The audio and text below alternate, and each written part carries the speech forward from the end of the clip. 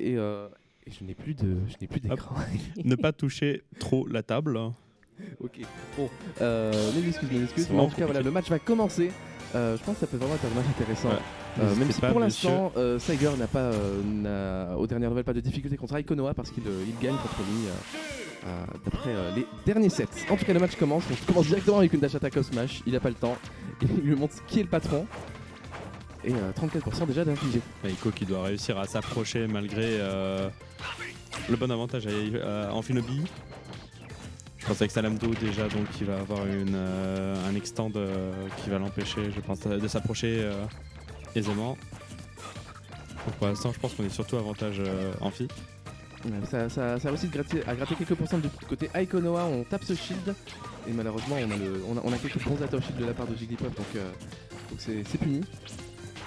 En tout cas, Jigglypuff qui reste vraiment en toutes ces plateformes, qui contrôle vraiment le stage et qui c'est vraiment Amphinobi qui essaie d'aller chercher. On voit vraiment le jeu défensif d'Aikonoa. Pour l'instant, ça fonctionne pas trop mal. Ça reste even, on chope un grab. Voilà, ça tente de mettre Amphinobi off stage. Dommage, il reviendra quand même sur le terrain. Nair de Rondoudou qui envoie quand même assez loin sur les côtés, très pratique. Encore une fois, c'est vraiment là qu'on voit le style assez défensif d'Aikonoa. Il chope une petite phase d'avantage, il se replace tout de suite vers le ledge au lieu d'aller chercher offstage comme certains Jigglypuff le feraient. Mais mine de rien, pour l'instant, ça fait. Oh, il a piégé avec son side B en plus. 50% de prix d'avance. On a. Oula, heureusement qu'il a chié parce que c'était vraiment pas loin. Le je aurait fait mal. Je sais pas si ça aurait tué à ce pourcentage là, mais il y a moyen. Ouais, on s'est fait un petit peu peur. On y aille bien. Les deux sont à kill pour Saint. On a deux persos qui sont pas si lourds que ça et qui ont un kill power tout à fait respectable. Cette dash attack est trouvée car on est loin en Finobi off stage. Et c'est une merde qui est trouvée. C'est la première stock qui est prise. On tente un counter, ça va être puni. Drop side B. Oh là là là là là. Alors ouais, normalement c'est de vous. Le shipwreck. Dommage, le miss sur le reste. Dommage. Qui va coûter la stock à Aikonoa. C'est pas très grave. Là c'est le moment où faut rester fort et faut profiter de ce petit avantage gratté. Je pense que mentalement se prendre ce shield break ça fait pas du bien. Il faut vraiment aller chercher sans Finobi, pas le laisser sortir du ledge. Il est souvent en situation de désavantage pour le moment. Pour l'instant, on a un petit ascendant du côté d'Aikonoa qui vraiment appuie bien sur son jeu défensif. Pour l'instant, Saiger se crache un petit peu sur ce mur. On sent qu'il ne sait pas trop comment lui-même s'approcher. On aurait pu penser que l'avantage irait à Amphinobi sur le match-up, mais Rondoudou se défend très très bien. Oh ouais, joli phase d'avantage, effectivement. Les Amphinobi aiment bien utiliser leur side B et une fois qu'ils utilisent leur side B, ils peuvent être assez vite obligés d'utiliser leur up B. Là, Aikonoa a totalement bien vu ça. Il a esquivé le side B pour finir le up B juste après. Hop là, avec là un derrière air, qui va être instantanément puni. Amphinobi qui n'arrive pas à aller chercher Aikonoa de l'autre côté de la plateforme avec son side B. Vraiment très dur de son côté, du côté de Saiger. Et on a vraiment Aikonoa qui depuis le début de la game tourne autour de cette plateforme en attendant que Saiger vienne le chercher. Et maintenant qu'il a l'avantage, c'est vraiment là où son gameplay prend tout son sens. Il avance un petit peu, il avance de manière assez safe. De toute façon, quand vous avancez sur le shield d'Amphinobi, vous avez assez peu de risques comme il n'a pas d'auto shield. Absolument pas, c'est la grosse faiblesse du perso. Et pour l'instant, petite phase de désavantage, mais ça prend son temps. Ouais. Donc Ico qui a ses pourcentages qui grimpent. On ne peut pas kill throw à ce pourcentage-là. Donc Saiger qui reprend l'avantage, voilà, et qui va chercher cette stock. Désavantage de 29%, ça peut aller, il peut faire avec. Hop, mais Ico en profite pour placer une série de fer. Mais pour l'instant, je trouve vraiment que Saiger souffre de la faiblesse de son perso qui est parfois de tuer. Il y a assez peu de kill moves qui doivent vite finish pour des forward attaques comme ça. Et voilà, de ça, mais pour l'instant il n'arrive pas à se monter. C'est de nouveau quasiment inverse. Il va falloir essayer de clutch pour Aikonoa finir cette game tout en restant défensif. Ça va être compliqué, mais c'est tellement faisable. On va ce nerf. Deuxième match. Et c'est le fer qui va récupérer ce match pour Aikonoa.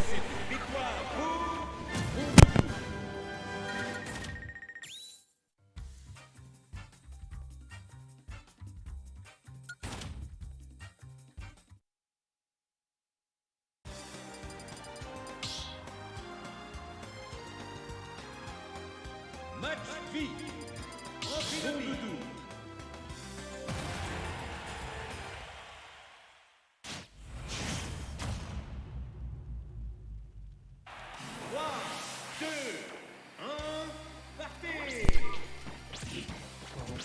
ce sera mieux, je pense.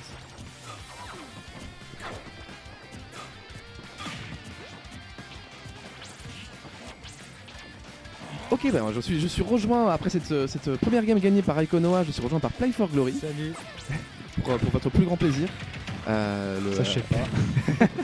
Alors dis pas ça. Pour l'instant, on a une petite phase d'avantage de la part de Saiger, mais on a eu vraiment une première game assez convaincante, j'ai trouvé, de la part d'Aikonoa, parce que, comme à son habitude, il jouait de manière assez défensive, et ça payait vraiment parce qu'on avait Ampinobi qui peinait à approcher, qui se faisait punir sur ses approches, et qui se faisait gratter progressivement pendant la game, et il a fini par gagner comme ça.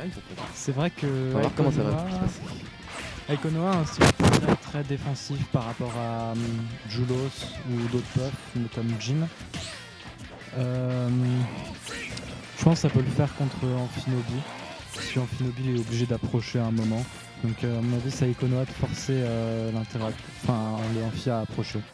Tout à fait, à part, faut quand même pas oublier que c'est le genre de match-up qui très vite se joue à qui c'est qui gagne la première stock. Dès que l'un est obligé d'approcher, ça peut être très difficile, je pense. Et pour l'instant, l'avantage de Saiger le met très très bien du coup. En conséquence, comme ça va être Jigglypuff qui va être obligé d'approcher. On est à 1-0 là, c'est ça? Yep, tout à fait pour Aikonoa. Okay. Oh, il y avait quelque chose. Il y avait quelque chose. Sinon, ça s'est bien passé, toi, ta run? Je sais pas si on est là pour parler de ça, mais en tout cas, je joue juste après pour répondre à ta question. Mais, mais on a Aikonoa qui on a eu un side B un peu bait.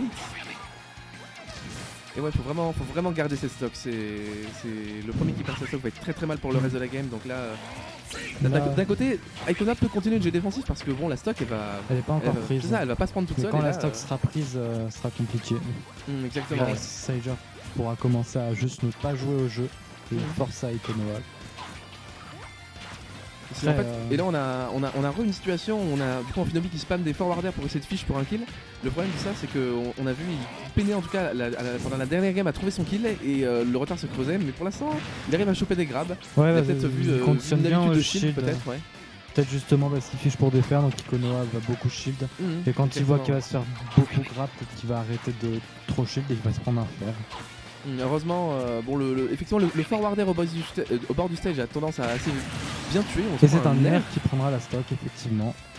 Et là, ça va devenir compliqué. Si vraiment Saiger applique son game plan, ça va être assez vite pour Aikonoa qui va être obligé de jouer plus agressivement et peut-être se prendre des options défensives du coup de Saiger. Là, déjà, on voit tous les up B pour fuir le jeu. Mais après, il continue de jouer en vrai. Ça m'étonne qu'il campe pas plus. Là, il faut aller au offside pour essayer de trouver ce C'était pas loin là. Ok. Ballsy, mais ça fonctionne. Là, ça va revenir, mais est-ce qu'on catch? Ouais, c'est bon. C'est bon, mais mine de rien, ça c'est un petit peu greedy. Je pense que c'était une miss input. J'ai vu la tête d'Aikonoa. Je sais pas, tout ce que je sais, c'est que. En tout cas, Aikonoa sur les phases offstage abuse vraiment du désavantage de Saiger qui, effectivement, à part son side B où il met une hitbox, ça peut faire un petit peu peur. À part.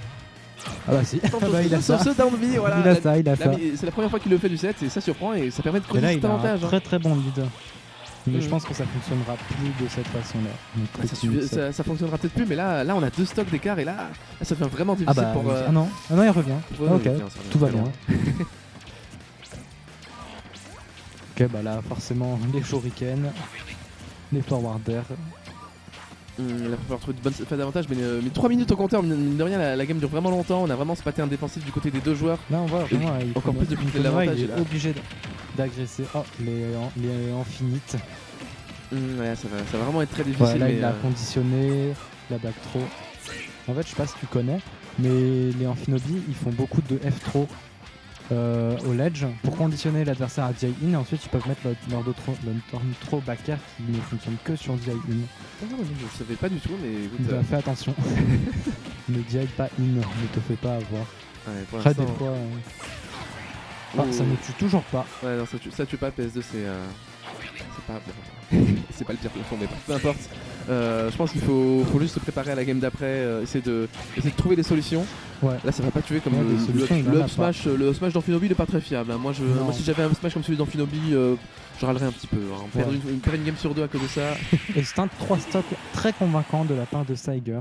Ouais, mais comme quoi, voilà, tout s'est fait sur la première stock en fait. La Et première oui. stock était Ouais. vraiment serrée, et une fois que Saiger avait l'avantage, c'était juste très très dur Bah, à cause du forcément, match-up de revenir en fait. Puff a beaucoup de difficultés à approcher et quand t'as Amphinobi en face, force à toi. Ouais. Donc la personne en face a juste envie de jouer défensif, c'est vraiment difficile. Mais en tout cas, on va voir si Aikonoa, qui est vraiment en forme aujourd'hui, peut trouver des solutions, peut trouver cette on est première sur shot du, fatidique. Et, Là, le gagnant va en top 8, winner, c'est ouais, ça, c'est ça, oui. Top 5 du coup. Top 5. Donc c'est ouais. du winner Oui, bracket. top 5, effectivement. Et le loser m'affronte d'ailleurs. Donc, Bien force à toi. Mais, Oui. mais en tout cas, peut-être changer un petit peu surtout si c'est Saiger. peut-être changer un petit peu de game plan pour Aikonoa, peut-être essayer de jouer un petit peu plus agressivement pour surprendre notre ami Saiger, peut-être. Il a forcément un tempo très lent. On va faire des shurikens, il en a fait assez peu finalement pendant le set, et là il commence un petit peu à le zoner en fait, vraiment Ouais. à circle camp. Le problème, c'est que Puff approche par les airs, donc les shurikens ne fonctionnent pas toujours. Il peut souvent sauter au-dessus avec son airspeed. Mais bizarrement, Aikonoa est assez au sol pour le moment. Peut-être qu'il a peur des forward air. Ok, là on a une phase d'avantage. Pour l'instant, quelques 40% d'avance de la part d'Aikonoa. Ça met des hitbox un peu partout, hein. Ouais. C'est un peu difficile à commenter, mais bon. Oh là, il y avait un S. Le S-Smash, je sais pas si c'est réduit à 63%, mais moi j'aurais eu peur à la place de. Puff, hein. Ouais, c'est Puff. Hein. Oh, le machine Mais bon. incroyable de la part de Aikonoa qui sort de ce Ouais, en tout cas, tunnel. pour l'instant, le spacing d'Aikonoa est assez convaincant et je pense que Et ça la peut, game est extrêmement ça peut bien se serrée, passer pour ouais. lui. On a Saiger qui piffe un peu de Smash Out of Shield qui devrait peut-être pas piffer, ça va peut-être lui coûter quelque chose au bout Ouais. d'un moment. Après, le risk reward est bon parce que tu es un Puff à 82 et gagner le 16 sur ça parce que. Ah bah voilà. Ok. Là, ça va être compliqué pour Aikonoa qui va devoir rattraper ça et approcher. Mais là, Oh là là, Saiger, la belle phase d'avantage. il commence à avoir de l'avantage. Ouais, et on le voit dans ses Smash là qu'il a juste très envie de tuer. Je pense que c'est pas l'unislick, c'est juste que on Ouais. veut prendre la stock, on veut tenter une read pour se dépaître de cet Saiger, écart qui commence à se creuser et c'est vraiment difficile. Il met une bonne pression, Saiger, malgré le fait qu'il campe. Aïe, faut faire attention à ça. Ah, ça va peut-être Voilà, être la il va stock. ça. devoir cramer Ah son non, side. ok. Ah, Je m'attendais c'est pas. vraiment non plus. dommage parce que quand vous avez enfilé à cette distance, vous êtes sûr qu'il va side il faut vraiment s'y Je attendre et t'avoue, punir je ne derrière. m'attendais et- pas du tout. Eh bien, Ok, un autre smash qui sera trouvé par Aikonoa, mais on a déjà 61% de retard. Écoute, là il faut changer de dribble si on arrive à choper une bonne phase d'avantage. En Finobi Offstage, on a vu qu'il galérait un petit peu finalement Tant contre qu'on n'a pas de stock de retard, honnêtement, ça va. C'est encore clairement, rattrapable par je le Puff, il a des setup rest. Mais Ouais, dès après- qu'il y a le déficit d'une stock, voire deux stocks, comme tout à l'heure, là c'est plus compliqué. Mais là ça va, Aikonoa est toujours dedans. Après, on l'a vu, les setup press, c'est pas la force d'Aikonoa pour le coup, c'est vraiment son jeu défensif, pas son Ouais. jeu de combo. Mais il a quand même C'est un le bon ventre. avantage offstage, je trouve, même s'il C'est s'est fait reverse sur ce side B Ouais. tout à l'heure. Sauf que contre un Finobi qui ne joue pas au jeu, c'est compliqué d'être défensif. Ouais, il faut Il faut y aller, quoi, venir, malheureusement. Et là on a Saiger qui met de la pression juste avec des déplacements et des petits forward air. Enfin des forward air. Ouais, il bouge beaucoup autour de lui, donc c'est assez dur pour Rondoudou d'approcher. Heureusement, l'airspeed de Rondoudou permet de rester collé à son Amphinobi et de mettre toujours la pression sur le shield les rares moments où Amphinobi est au sol. Mais à part ça, il y a Non, peut-être une dommage. tech shade là-dessus, c'est un peu dommage. Ouais, donc ça, le reste ne tuait pas sur la Non, non, plateforme, bien sûr, donc mais, il l'a pas tenté. Ouais. Après je sais pas s'il l'aurait tenté, peut-être. Le problème en fait de Rondoudou, c'est que c'est un personnage qui effectivement peut galérer un petit peu à trouver des approches, mais en général, au moment où Rondoudou commence une phase d'avantage, c'est là qu'il faut être vraiment clutch et c'est vraiment la force des Rondoudou en général. Et malheureusement, c'est là où pour l'instant Aikonoa pêche en fait. Ouais. Il a des hits, mais il fait 10%, il n'y a rien derrière. Ah non. Là, si Saiger prend la stock, ça va être très très compliqué, mais Aikonoa peut encore le faire parce que. Il peut encore le faire, il mais il a peut vraiment trouver besoin de cette une phase bonne d'avantage. Tech chase. Ouais, il trouve le kill sur une tech chase, mais pour l'instant, c'est vraiment pas là-dessus qu'il brille. Il brille sur son jeu défensif, et là Après, maintenant, faut attaquer, c'est difficile. Après, en Finobi, ça tue tellement pas des fois que C'est vrai, là, c'est voilà, déjà Puff 142, on voit pas ça tous les jours. Après, là, la F3 peut tuer. Toute cette situation de tech chase que En Finobi offstage, vraiment peut-être. cher. Et Oh, c'était incroyable ça. Ça, c'était une dinguerie. Il l'a attiré avec l'eau pour le back air après. Et là, va falloir, même si c'est serré au niveau des stocks pourcents, là, va falloir vraiment tuer la part de Ikonoa, sinon ça va être très compliqué. Mais merci, Ah, peut-être. on est bien lucide. Ikonoa qui est un peu en train de clutch là quand même. Hein. Ouais, mais je te dis, il se Mais débrouille encore vraiment bien au ce stage side et ça lui permet de tenir un petit peu sur cette game, mais malheureusement, il n'arrive pas à clore cette stock et ça va vraiment être difficile si l'écart se creuse. Ouais. Saiger qui doit beaucoup jouer dans le corner pour camper, ça peut-être que Ikonoa peut en profiter pour tuer plus tôt, mais là pour le moment ça ne marche juste pas. Ça marche juste pas, mais il se retrouve. Ah ouais, bah, on a effectivement Ikonoa qui à chaque fois cherchait un petit peu en bas du ledge en fait. Et là il y a Saiger qui a été lucide et qui est Rico high, et c'est très bien joué de sa part, bon désavantage. Avantage de la passe d'Ikonoa qui est Saiger qui est un véritable mur quand Ikonoa est off stage. Il le laisse pas, surtout en ledge trap aussi. Tout à fait. Et ouais, là ça devient. L'écart se creuse peu à peu, et si on trouve pas le kill bientôt pour Ikonoa, ça va vraiment être assez difficile. Peut-être choper une. Ouais, non, malheureusement, effectivement, le fait que Saiger se corner beaucoup, ça peut lui porter 2 minutes au mais pour compteur l'instant, en plus. ouais, je pense qu'on n'aura pas de. Ah bah oui, c'est fini. Écoute, C'était très belle fin, franchement. GG aux deux joueurs, c'était un très bon set. On a vraiment une bonne adaptation de la part de Saiger. Ikonoa qui a tout tenté, franchement, c'est une game plus convaincante que la deuxième. Là déjà sur ce tournoi, il joue très bien pour être arrivé jusqu'ici. Peut-être qu'il va pouvoir faire des choses en loser, j'espère pas vu que c'est contre moi, mais rien ne dit qu'il ne va pas top 8.